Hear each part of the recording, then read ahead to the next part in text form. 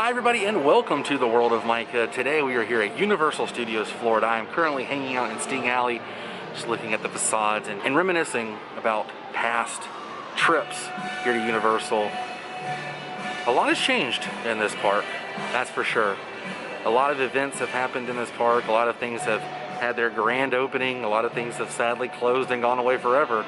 And I found some photographs, and I figured we could travel around the park today and find where those photographs were taken, and you guys could tag along. Now these photographs are from around the opening year of Universal, 1990, and they go all the way through the years that this place has been open, all the way up till just about a year or two ago. So there's no specific timeline. They're not going to be in any specific order. But I figured we could travel around and find where these photographs were taken. Now before we get started, go ahead and click that subscribe button. It's free. It'll keep you updated with my latest video. And if you would like to support my channel, please visit my Patreon page at patreon.com/worldofmicah. We're donating $1 a month. You can help fund episodes just like this. Now let's go find where these photographs were taken. Now, let's take a closer look. Our first stop is going to be right across the way where the Fast and the Furious Supercharge currently sits. This was home to Beetlejuice's Graveyard Review once upon a time. Right about here was where the photograph was taken. You can see all the banners of the classic monsters, including Beetlejuice right in the center. The fountain is still here after all these years. One of the only things that really remains here from Beetlejuice's Graveyard Review.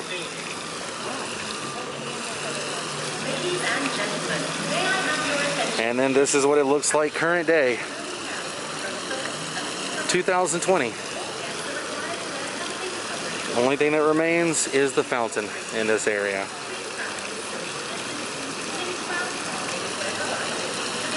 All right, moving on to the next spot. I really do miss that Beetlejuice show, man. It had good music, but I'm a fan of the classic monsters and Beetlejuice. So, I don't know. I really missed it a lot. What do you guys think? Do you guys miss Beetlejuice? Or are you a fan of Fast and the Furious? I just noticed that boat says Orca, and to the right it says Amity Island, and it has the Jaws logo. Do you see that? Oh my goodness. That's amazing. The Orca, it lives! For our next photo spot, we've got to go back in time to when this was home to Back to the Future, the ride. Right here was where this photograph was taken of Back to the Future, the ride. You can see the sun was setting, the lights were starting to cut on, but this was the Institute of Future Technologies before this was Krusty Land, home to the Simpsons ride. I really do miss Back to the Future, the ride. And the 35th anniversary is this month, July 3rd, 35 years of Back to the Future. Hard to believe it. But this is what this area looks like current day 2020. As you can see, a lot has changed. The only thing that remains the same is the shell of the building and a few close minor details that you have to really take a closer look at to figure out it was Back to the Future. I did a video on Back to the Future a couple of years back. I'll put a link down below and you guys can watch that video, and I point out a lot of stuff from back when this was home to the Back to the Future franchise. All right, moving on to the next spot. And right here was where this photograph was taken. The tram was going to the right, heading towards Delancey Street, and where the Transformers ride is currently. Straight ahead of the Central Park area, that tree is blocking the statue in current day, but you can see the big statue there in the photograph. And the Tonight Shop and the Jimmy Fallon ride was not here. I believe this was taken before Ghostbusters was even here. I could be wrong on that, but I believe this was taken right before Ghostbusters was open. The show Ghostbusters is what I'm referring to. This was definitely taken long before Twister was here, but this is what it looks like current day. A few things have changed, but you can still make it out. And there's the statue I was referring to in the photograph. It's still here after all these years. But yes, Universal did have a tram tour when this place first opened. They would take you through the sound stages, take you up and down the Hollywood Boulevard area. It was quite the tour. They wanted to copy in some sort of way the tour they had out in Hollywood, because this was a real working studio back in the early 90s. It's still a real working studio, but not quite like it was back when this first opened. And right here was where this photograph was taken.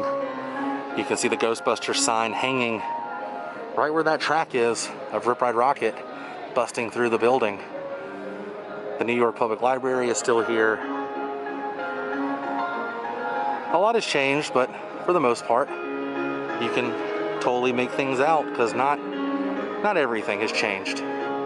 But here in current day, as you can see, this is a annual pass holder lounge area. Nothing of Ghostbusters remains. Well, there's a few small details. I've showed them before. And you know what? I'll show them again. This was the entrance to the Ghostbusters attraction for the show. You can see it still says NYCFD Engine 89 right there on that window. And on the other window, Above and Beyond Paranormal Travel Agent. Little nod to the Ghostbusters. All right, moving on to the next spot. This isn't necessarily an old photograph, but it is in the past, showing the grand opening of Race Through New York starring Jimmy Fallon. As you can see in the photograph, tons of characters from Universal were lining the streets on the red carpet with Mr. Jimmy Fallon himself. All the confetti and minions and the ragtime gals, all kinds of characters. What an awesome day for Universal and Jimmy Fallon. And then this is what it looks like current day. People are still going in to ride the Race Through New York with Jimmy Fallon. Still a very popular ride.